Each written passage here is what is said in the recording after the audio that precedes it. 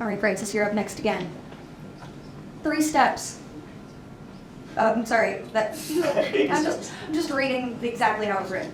What are 3 steps that you would take to put the City of Pullman on better financial footing?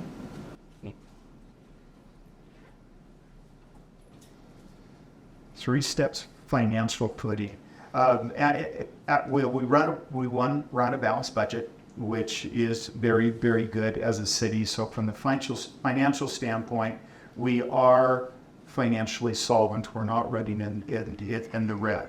Now, if we look at our community, how our community is funded as it relates to a funding model that comes into the city, most cities, they have this 3-legged stool that is sales tax, property tax, and then it's also your fees, so aquatic centers, rec fees, things like this. If you look at City of Pullman compared to other cities, where our leg of the stool that relates to sales tax is much lower than, and percentage-wise, than other cities, and that's because we're in a border community and people are traveling elsewhere in order to buy things with cheaper sales tax. So what we have to do is really, and so what then happens is the burden falls on then the property tax side. And then if we think in that context also, because Washington State is a state institution, a state agency, they're actually exempt from property tax. And so as citizens, we actually fund more things in a higher proportion than others, than for WSU. So one is conversation with WSU as it relates to how can we make sure that fair share is being paid.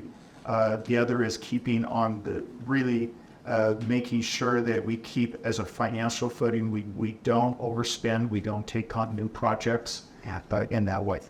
Thank you. Thank you, Dad. Yes.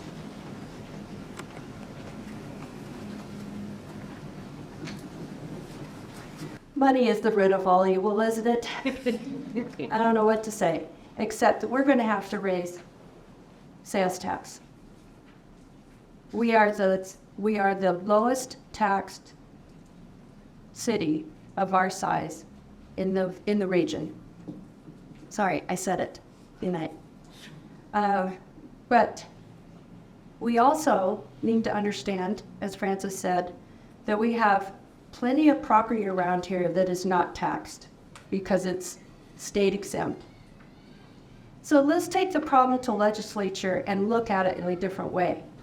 How can we work with the legislature to fund those cities with a special system, a recognition that the cities who have these universities around that don't get the property tax, then how can we do that? How can we bring extra monies back to those cities? It's not just us. It could be Ellensburg. It could be Walla Walla Community College. All of these places need support, and they need support so that we have the availability of these places for future education. I think we need to seek funding in other ways. It's not just the sales tax, but it's looking at people who would love to give some money to the city. I mean, it's pretty easy, but it does take a board of directors, it does take a foundation, but it's workable, it's doable. And I think we need to think outside the box, besides the sales tax, of course, right now. And that's with the legislature and looking for grants. We have plenty of grants out there right now that are just waiting to be picked up. Say, hey, pick us. Thank you. Thank you, Deb, and you'll be first again.